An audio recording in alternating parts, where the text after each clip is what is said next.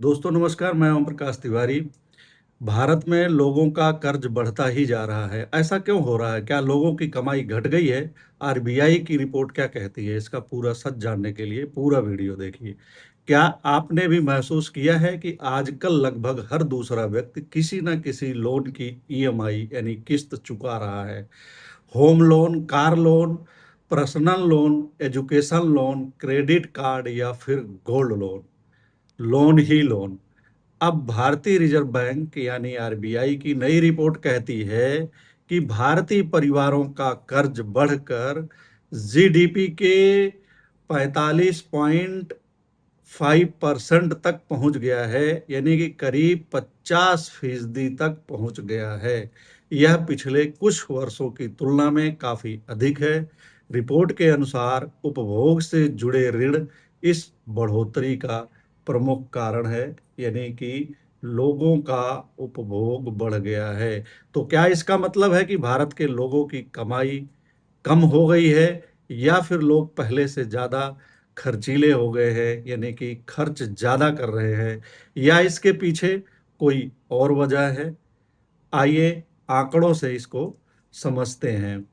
आखिर कर्ज क्यों बढ़ रहा है? इसके 5 बड़े कारण दिखाई देते हैं। पहला कारण है महँगाई। पिछले कुछ वर्षों में भोजन, शिक्षा, इलाज और मकान जैसे ज़रूरी खर्च तेज़ी से बढ़े हैं। अगर किसी परिवार की आय 8% बढ़ती है, लेकिन उसके ज़रूरी खर्च 10 से 12% बढ़ जाएँ, तो उसके पास बचत कम बचेगी। ऐसी स्थिति में वह ज़रूरत पूरी करने के लिए कर्ज ले सकता है। महँगाई बढ़ने का एक प्रमुख कारण है पेट्रोल और डीजल की कीमतों का बढ़ जाना। डीजल की कीमतों का बढ़ने का मतलब है परिवहन का महँगा हो जाना, और परिवहन का महँगा होने का मतलब है वस्तुओं की कीमत का महँगा हो जाना, और वस्तुओं की कीमत का महँगा होने का मतलब है कि उसका भार आम लोगों के जेब पर पड़ना। बहरहाल दूसरा कारण है आसान लोन। माना जा रहा है कि आजकल आसानी से लोन मिल जाता है। हर किसी के पास लोन देने के लिए दिन भर में 5 से 15 तक कॉल आ जाती है, किसी को 25 कॉल तक आती है कि लोन ले लीजिए। आज मोबाइल पर कुछ मिनटों में लोन मिल जाता है। बैंक, एनबीएफसी और फिनटेक कंपनियां पहले की तुलना में कहीं ज़्यादा आसानी से ऋण उपलब्ध करा रही हैं, यानी लोन लेना पहले से आसान हो गया है। हालांकि पर्सनल लोन 16% पे दिए जा रहे हैं, और यह लोन इतना महंगा पड़ता है लेने वाले के लिए कि सूदखोर जो लोन देते हैं वैसी स्थिति में ये पड़ जाता है। ये पर्सनल लोन 16% तक, और क्रेडिट कार्ड पर तो और भी बहुत ज़्यादा, और फिनटेक कंपनियां जो लोन देती हैं वह भी जो है सूदखोरों से कम नहीं होता है। एक तरह से कंपनियां जो है पुराने सूदखोरों जैसा काम कर रही हैं, और इनके जाल में जो फंसा वह निकल नहीं पाता है। तीसरा कारण है बदलती जीवन शैली। पहले लोग कई साल बचत करके कार खरीदते थे। अब पहले कार खरीदते हैं और बाद में ईएमआई यानी कि किस्त भरते हैं।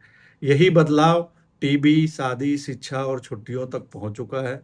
शादियों में बेतहाशा खर्च करते हैं लोग, और उसमें से ज़्यादातर कर्ज लेकर करते हैं। इसी तरह बाइक से लेके मोबाइल फोन तक किस्तों पर खरीद रहे हैं। चौथा कारण है आय बढ़ी लेकिन उतनी नहीं। यह सबसे महत्वपूर्ण बात है। भारत की अर्थव्यवस्था बढ़ रही है, कई क्षेत्रों में वेतन भी बढ़े हैं, लेकिन समस्या यह है कि बहुत से परिवारों की वास्तविक आय, रियल इनकम, उतनी तेजी से नहीं बढ़ी जितनी तेजी से खर्च बढ़े। यानी तनख्वाह बढ़ी जरूर, लेकिन उनकी खरीदने की क्षमता उतनी नहीं बढ़ी है।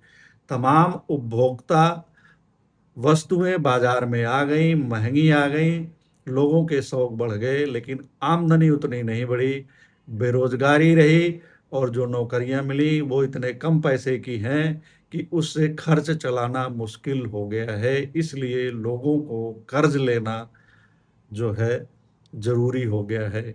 पांचवा कारण है घरेलू बचत में कमी। जब खर्च के लिए ही पैसे नहीं हैं तो घरेलू बचत कहाँ से होगी, बचत कहाँ से करेगा। बहरहाल आरबीआई और अन्य आर्थिक विश्लेषक बताते हैं कि महामारी के बाद, कोरोना महामारी के बाद घरेलू बचत में गिरावट आई थी। बाद में कुछ सुधार हुआ, लेकिन बचत दर पर दबाव बना रहा। कई विश्लेषकों ने चेतावनी दी है कि बढ़ता कर्ज और घटती बचत लंबे समय में जोखिम पैदा कर सकते हैं। बिल्कुल इनकी चेतावनी सही है और यह ठीक स्थिति नहीं कही जा सकती है। कर्ज लेकर के ज्यादा दिन तक जीवन नहीं जिया जा सकता है। अब सबसे बड़ा सवाल, क्या भारत गरीब हो रहा है?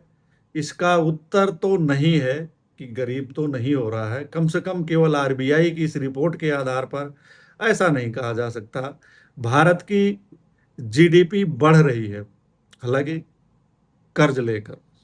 बैंकों का एनपीए घटकर लगभग 1.8% पर आ गया है, जो बैंकिंग प्रणाली की मजबूती का संकेत है। हालांकि इससे अर्थव्यवस्था का कोई लेना देना नहीं है, या एक तर्क दिया जाता है। लेकिन यह भी सच है कि परिवारों का कर्ज लगातार बढ़ रहा है, यानी अर्थव्यवस्था मजबूत दिख रही है, लेकिन कई परिवारों के बजट पर दबाव बढ़ रहा है। अर्थव्यवस्था मजबूत है कर्ज के आधार पर, और कर्ज का मतलब ये है कि गुब्बारे को हवा भर के फुलाया गया है, और अगर हवा निकल गई तो गुब्बारे की स्थिति किसी काम के लायक नहीं रह जाएगी। एक उदाहरण से समझते हैं। मान लीजिए किसी परिवार की मासिक आय 50,000 रुपये है, और 5 साल पहले उसके 10,000 रुपये बच जाते थे। आज आय बढ़कर 60,000 रुपये हो गई है, लेकिन खर्च बढ़कर 58,000 रुपये हो गया है। अब बचत केवल 2,000 रुपये रह गई है। अगर अचानक बीमारी आ जाए, बच्चे के फीस भरनी हो या कार खरीदनी हो, तो यह परिवार लोन लेगा। यानी आय घट गई है, लेकिन आर्थिक दबाव बढ़ गया है। भारत की तुलना में दूसरे देशों की क्या स्थिति है? आरबीआई के अनुसार भारत का घरेलू कर्ज अभी भी चीन और कई अन्य उभरती अर्थव्यवस्थाओं से कम है। इसलिए अभी स्थिति संकट जैसी नहीं कही जा सकती। लेकिन यदि कर्ज इसी गति से बढ़ता रहा और आय तथा बचत उसी अनुपात में नहीं बढ़ी, तो भविष्य में जोखिम बढ़ सकता है। असली चिंता क्या है? अर्थशास्त्रियों की चिंता कर्ज बढ़ने से नहीं होती। चिंता तब होती है जब उत्पादक निवेश की बजाय उपभोग के लिए लिया गया कर्ज तेजी से बढ़ने लगता है। अगर लोग व्यापार शुरू करने के लिए लोन लें तो वह भविष्य में आय बढ़ा सकता है, लेकिन अगर रोजमर्रा के खर्च पूरा करने के लिए कर्ज लेना पड़े तो यह खतरे की घंटी कही जा सकती है।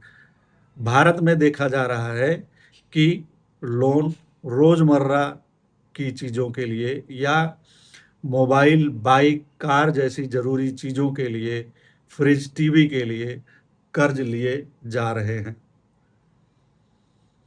निष्कर्ष में कहा जा सकता है कि आरबीआई की रिपोर्ट हमें एक महत्वपूर्ण संकेत देती है। भारत की अर्थव्यवस्था मजबूत है, लेकिन कर्ज के आधार पर, और कर्ज अच्छी बात नहीं है।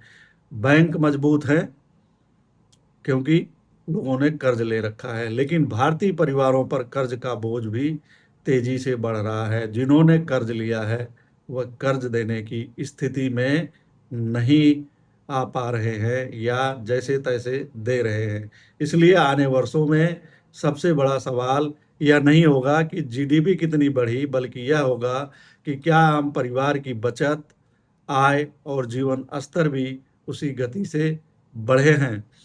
यही तय करेगा कि भारत की आर्थिक प्रगति कितनी टिकाऊ है। आपकी क्या राय है? क्या आपके आसपास भी लोग पहले की तुलना में ज़्यादा ईएमआई और लोन पर निर्भर हो गए हैं? अपनी राय कमेंट में ज़रूर लिखिए। अगर आपको यह विश्लेषण पसंद आया हो तो वीडियो को लाइक करें, चैनल को सब्सक्राइब करें और ऐसी ही तथ्यपरक आर्थिक खबरों के लिए जुड़े रहें हमसे।